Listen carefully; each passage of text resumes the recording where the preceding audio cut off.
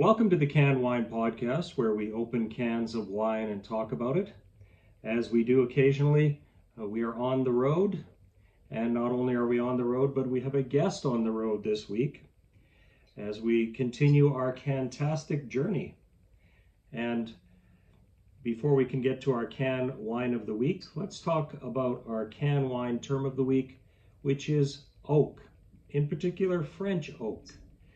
When a wine is aged in French oak, it will take on a certain character as far as the oak, some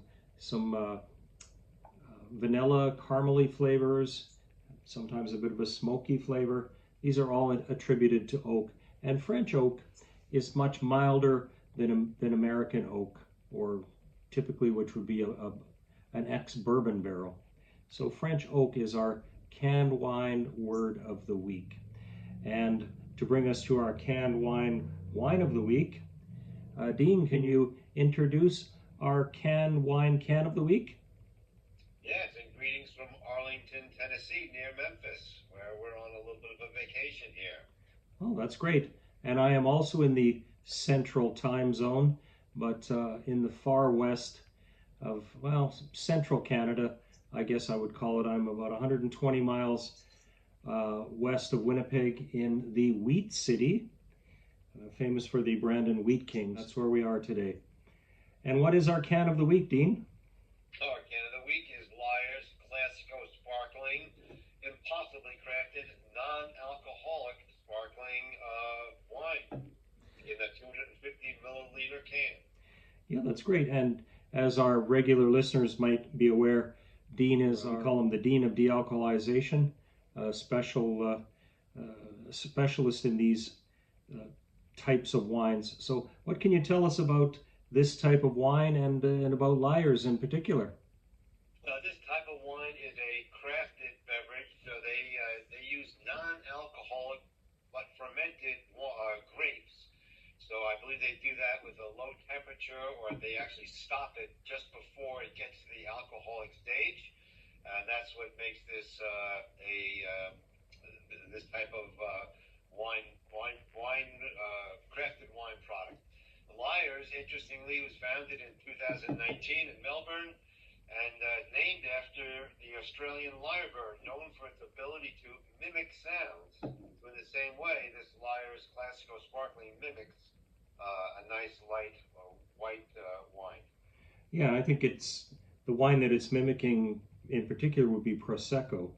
And one of our listeners from Scotland, Tara, was mentioning that she quite liked the Lyres Classico Sparkling and had it on a number of occasions. So yeah, it comes in a nice can, very low calorie too. I think it's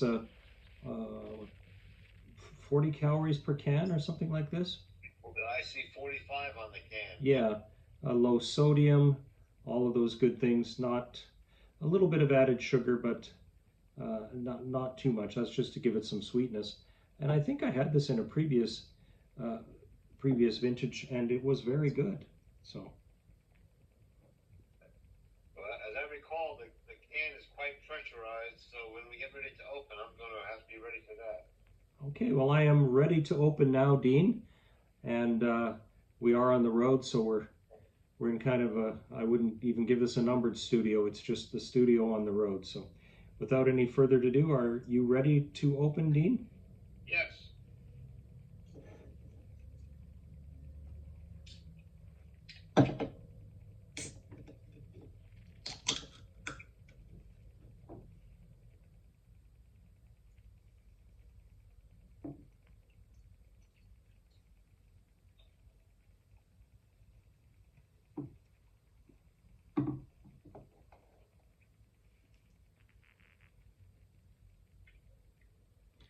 Well, this is a very light colored wine. Excellent pearlage, I would say.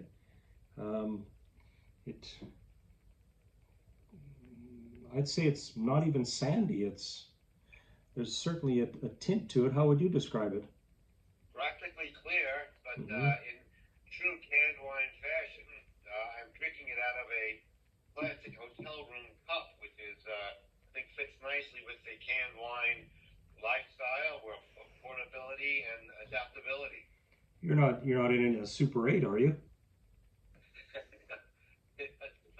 Nothing, but it's almost clear. Yeah. But, I would say there's barely a tint to it. It's very, very light. Yeah, depending on what I put it against, I'm seeing very light, just a slight tint. I would say not even sand, maybe a linen would be the best way to describe what I'm seeing here. Delicious flavor. It is.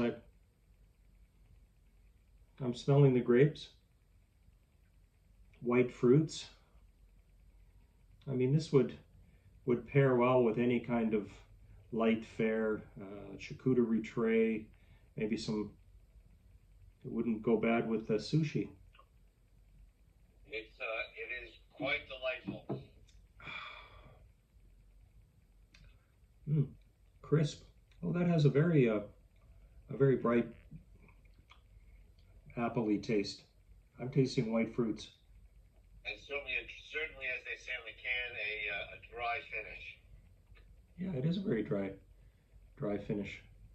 And this was purchased in New York, and I got you a copy of it, and then I brought this one up in my checked bag, because you can't carry these kinds of liquids with you personally, but I brought it up here to open it, not knowing what I would find, because I've been up here surveying canned a few of them, and I kept this in my motel room fridge just for this very moment. So I'm quite enjoying it. This wouldn't go bad with some chocolate.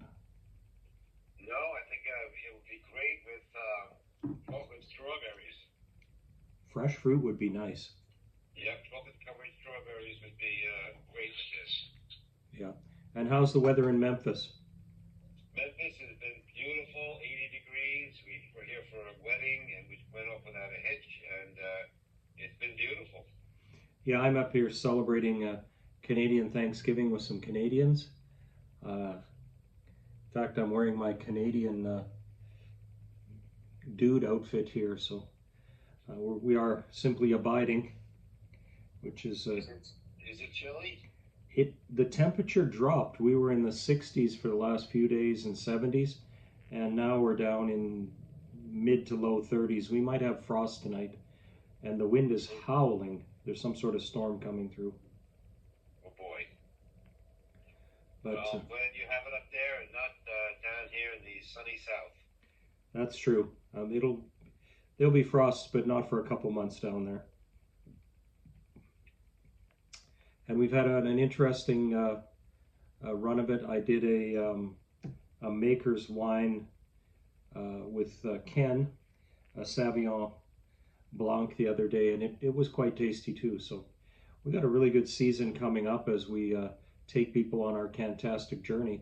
And this has been a Cantastic journey as well. We've traveled a lot of ground, seen a lot of people. I met with Catherine, our producer from Regina, Saskatchewan, and we had great wine discussions. And she's up in a little bit further north of us in a place called Clear Lake, which was the answer to our canned wine head scratcher last week. She's up in Clear Lake with her sister and enjoying a few wines, probably not in cans, and she's promised to enjoy some cans with us and discuss canned wine news and such over the course of this year. So we're really looking forward to a great season this year. And be sure to include me whenever there's an NA on the horizon. Well, I do have an NA that I picked up here at the local Safeway. I always like to check out if you're looking for wines, go to a wine store, and if you're looking for NAs, go to some of the grocery stores, because here they have a state liquor store, so there is only one place to buy liquor. Well, the city of Winnipeg has some private liquor stores, but I wasn't around there enough to get to them, so I'll see if I can do that in the next little while, but you're kind of limited on what you can carry with you when you're traveling too. So we have enough Canadian wines to make the people at the international competition jealous, but I'm sure we'll open those cans and explain what's happening with them. I've got some reds from Montreal, a rosé from Montreal, a couple of spritzers from Ontario. I thought with the tariff scene and the lack of American wines here that there would have been more Canadian canned wines, but there are a lot of interprovincial trade barriers when it comes to alcohol, so they haven't quite worked those out. I did see Lola here, but only in cans, so that was a problem. There is a Lola Pinot Grigio opening coming up. We may do a different vintage of that one, and then we will head towards, in our usual format, the springtime we'll be back to rosés and rounding that up, which we're gonna, have the Arbor Day special and a few things just looking forward. So it's going to be a very exciting season. Looking forward to it. And our shout out for this week goes to all those people that are out enjoying the Canadian Thanksgiving, and hopefully you're finding some canned wine or otherwise wines to enjoy. And we'll be enjoying this because we get 2 Thanksgivings this year. We're coming up to American Thanksgiving. So a big shout out to everybody like that.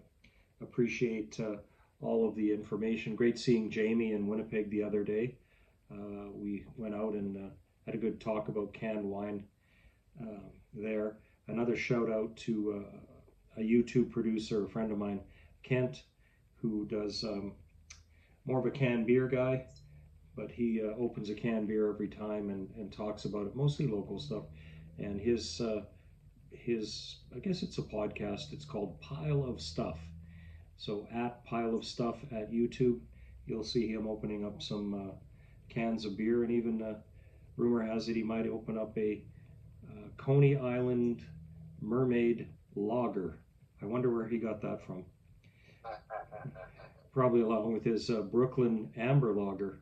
So if you're into that kind of stuff, check out Kent's podcast and see him opening those, coming to a bench near you. And our question of the week, the canned wine head scratcher of the week, would be, what animal was the Lyres Classico Lyres beverages? They do a number of beverages. What animal was it named after? So give the first one to give us that answer. You're going to get a nice swag, and we look forward to you. Please, if you're listening on YouTube, take the time to make us a comment. I'll personally send you a postcard. How's that for a deal? Do you like that idea, Dean? That's a great idea, and I've been the recipient of What's Canned Wine podcast swag, so I can personally vouch for your faithfulness in sending it out. We appreciate all the people that listen to us and all the people that comment. Pass them around, and let's get the word out on canned wine. It's a great format. It's small, it's portable. A lot of our listeners are saying that they enjoy not just the format, but the fact that they can, if you're into NA, you can open up an NA and enjoy it. You don't have to have a whole bottle of it. If you're into regular wine, maybe you're just into, not so much harm reduction as portion control, and you want to just have a little bit of wine. So it's a good format that way. Maybe you're out playing Mahjong with the ladies at the seniors club. Hey, canned wine's the answer. It travels easily. You can put it in your walker and off you go. That's from one of our listeners sent me that information. I thought, hey, yeah, it does. Or if you're sitting in a Super 8 motel, maybe you just want to have things end favorably. So do that and enjoy your canned wine where you can. Thanks again, Dean. We appreciate your information and knowledge on these NA beverages. I must say to all the NA fans out there, you guys are really tenacious and great listeners. On average, we get 3 times as many views for NAs. People are really curious about this stuff, and there are some good stuff. Have we had some that we wouldn't put on the podcast? Yeah, but everybody has a certain taste, and these are the ones that we like, and I know this Lyres would not be a disappointment. So that's about it. Anything else you'd like to add, Dean? That's about all. It's been another great episode, Brad. I think so. And I'm going to say goodbye from the Studio 8, or rather the Motel 8. But before I do, I would say, enjoy responsibly. The Canned Wine Podcast is a Center Stage production. And as always, don't drink and drive. Although with an NA beverage like this, you possibly could. I think you'd want to be at home and enjoy the full flavor of it. Absolutely. Thanks again, Dean. Okay, Brad.